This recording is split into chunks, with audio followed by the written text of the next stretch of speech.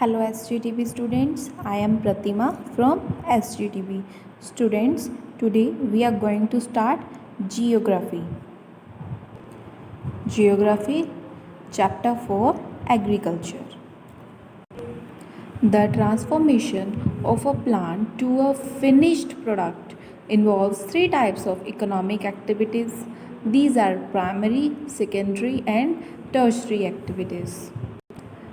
मान लो हमने एक प्लांट की ग्रोइंग की क्रॉप की प्लांट की, तो इस एक प्लांट को कितनी एक्टिविटीज़ से गुजरना पड़ता है। कौन कौन सी एक्टिविटीज़ होती हैं? There are three types of economic activities. They are primary, secondary and tertiary activities. Primary activities कौन सी होती है? Primary activities include all those connected with extraction and production of natural resources. Natural resources का उत्पादन करना, like agriculture, fishing and gathering are good examples. क्या है ये प्राइमरी एक्टिविटी के? एग्रीकल्चर, फिशिंग एंड गैदरिंग जो है गुड एग्जाम्पल हैं प्राइमरी एक्टिविटीज़ के। अब सेकेंडरी एक्टिविटीज़ कौन कौन सी होती हैं? Are concern with the processing of these resources. अब देखो प्राइमरी में तो ये सब आ गया, एग्रीकल्चर, फिशिंग, गैदरिंग, इसका प्रोडक्शन करना, किसी चीज़ का उत्पादन करना। सेकेंडरी में इन्हीं चीज़ों को प्रोसेस में लाना, मीन्स कि इनके लिए जो जो भी चीज़ें यूज़ होती हैं उसे करना, लाइक खेत जोतते हैं, उन्हें वाटरिंग करते हैं प्लांट्स को, क्रॉप को, तो ये जो है सीड डालना, सबसे पहले तो सीड डालना। तो इस तरह से ये जो प्रोसेस होता है पूरा एक खेती का, तो वो उस प्रोसेस को, चाहे वो फ़िशिंग है, फ़िशिंग के लिए क्या है, पहले फ़िश जो है पकड़नी पड़ेगी, मछली पालन के लिए मछली पकड़नी पड़ेगी, फिर उसे पोन्ड्स या टैंक्स में रखना पड़ेगा। तो ये जो प्रोसेस है इस सेकेंडरी में आ जाता है, ठीक है।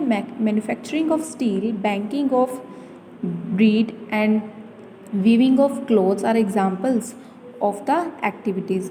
अब देखो एग्जाम्पल क्या है कि अगर कोई उत्पादन है, मीन्स कोई बड़ा, तो उसके लिए क्या करेंगे? स्टील को बनाना। कोई अगर स्टील की फैक्ट्री है मान लो, तो वहाँ पे क्या होगा? सबसे पहले तो जो है प्राइमरी में तो ये आ गया कि कोई भी जैसे कोई फैक्ट्री लगाना, लेकिन लगाने में उसके स्टील को बनाने में प्रोसेस क्या होगा?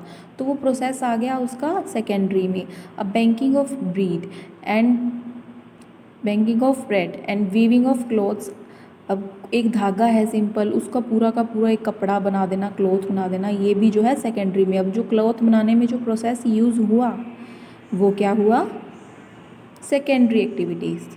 ओके, नाउ टर्शियरी एक्टिविटीज़ कौन सी होती है? Tertiary activities provide support to the primary and secondary sectors through services, transport and trade, banking, insurance and advertising are examples of tertiary. अब ठीक है, हमारे पास जो है प्राइमरी में जो है सब कुछ बन के तैयार हो गया प्रोसेसिंग से। एग्रीकल्चर है, एग्रीकल्चर की तो हमें क्रॉप मिल गई, ठीक है। और अगर कोई हमने उत्पादन किया, कोई किसी चीज़ का की प्रोडक्शन की, तो वो लास्ट में हमें चीज़ मिल गई। हमने क्लॉथ बनाया था प्राइमरी में, तो टर्शरी में क्या होगा? अब उसे सेल भी तो करना है, उससे इनकम भी तो होनी चाहिए।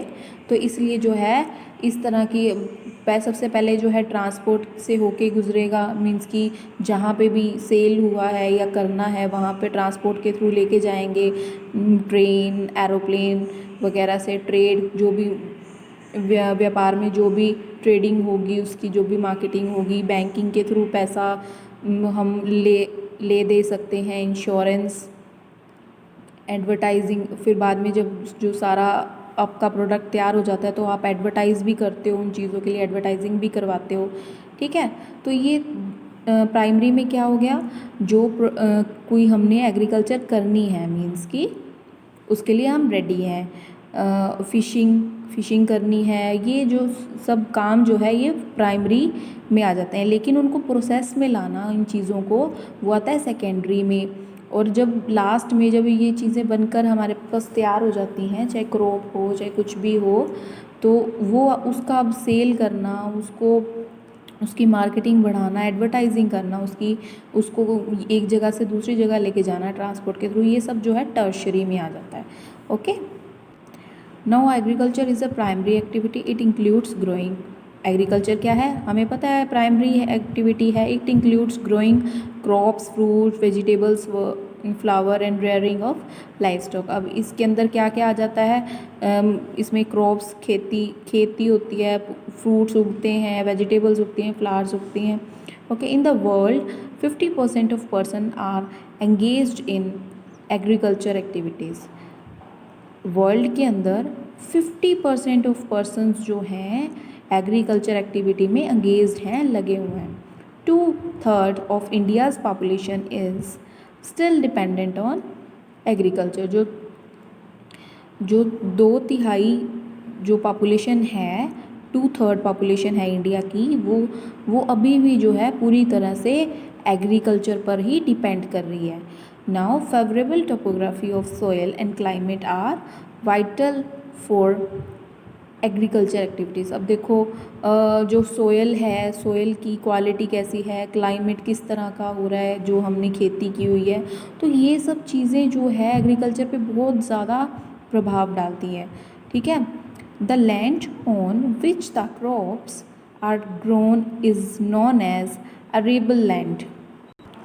मीन्स कि जहाँ पे कोई भी क्रॉप जो उगी हुई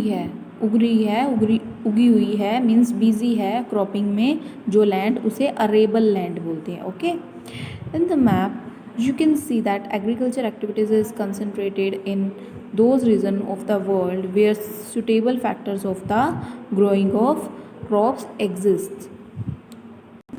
Now students, हमारे पास ये कुछ जो खेती होती है वो इस तरह की होती है कि एक एग्री होती है, एक सैरी होती है, एक पिस्की होती है, एक विटी होती है और एक हॉर्टी होती है।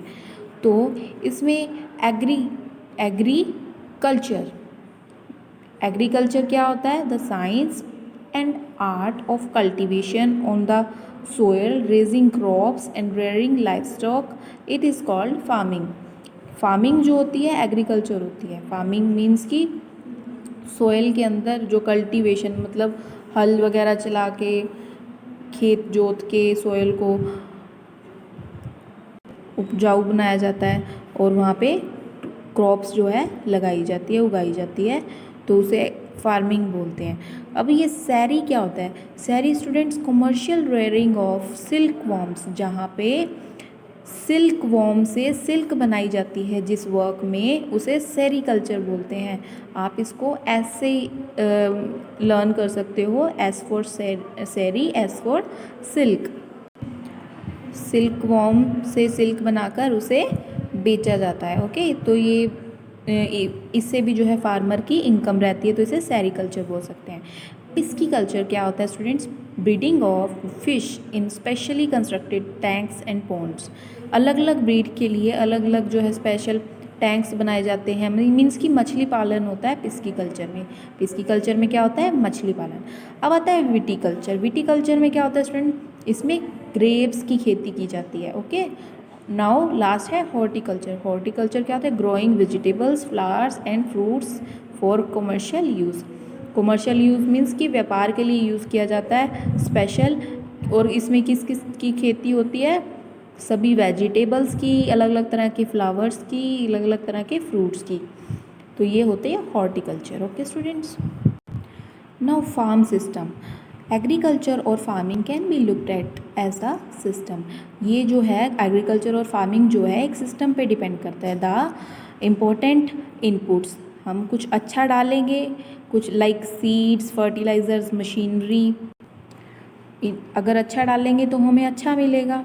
ठीक है, नाउ इसको हम एक डायग्राम के थ्रू समझते हैं। ये देखो student, the farm system of an arable land means कि जहाँ पे जिसको लैंड को बिजी किया गया है खेती के लिए। लाइक इनपुट्स क्या होते हैं, सबसे पहले हमारे पास 3 टाइप्स के जो हैं इनपुट्स, प्रोसेसेस एंड आउटपुट्स। तो ये इनपुट्स में क्या आता है, इनपुट्स जो है सबसे पहले मशीनरी हम अच्छी तकनीक की यूज़ करें, जिससे जो है हमें खेती करने में आसानी हो, अच्छी क्वालिटी के सीड्स बीज डाले जाएं, अच्छा केमिकल यूज़ किया जाए। अगर केमिकल की जगह हम फर्टिलाइज़र्स वगैरह यूज़ करें तो ज़्यादा बेहतर है। नेक्स्ट है प्रोसेस, इसको अच्छे से इसकी देखभाल की जाए, प्लगिंग, सोइंग, स्प्रेइंग, तो इन सब चीज़ों को प्रोसेस बोला जाता है। अब ये दोनों इनपुट और प्रोसेसेस होने के बाद जो आउटपुट मिलती है वो क्रॉप्स होती है।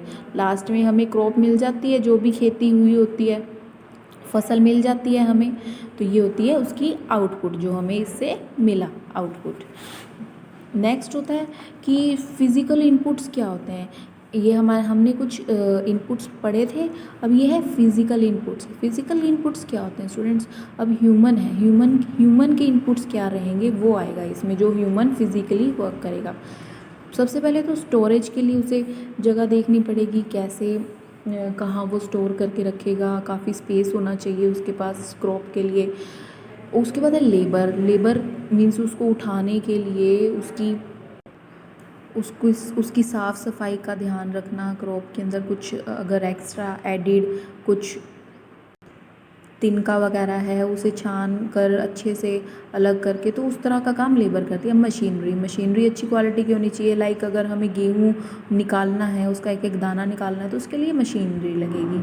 और कुछ केमिकल्स होना चाहिए ताकि जो हमारा जो भी क्रॉप हमारी जो है वो ख़राब ना हो पाए, उसके लिए अच्छा केमिकल भी यूज़ होना चाहिए।